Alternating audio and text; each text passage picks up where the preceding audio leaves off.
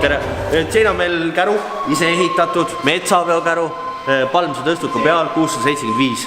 Olen isiklikult vedanud välja sellega metsapraktikalt, poisid saavad praktikat, nii puid langetada, võsa lõigata ja pärast hiljem selle kõik metsast välja tuua.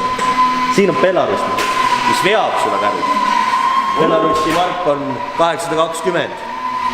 Jah, aga praegu on niisugune hetk, kus meil on lihtsalt niisugune kibe remondi aeg, kibe kiire. Juhtus väike äpardus, läks katki, aga ei ole miskit hullu. Targad poisid teevad korda. Mis ma juurde veel oskan lisada, ehk saab hakkama. Toob metsa välja, kõik jutud ilusad, kõik enam. Tuled uued, näitab, hea töödata.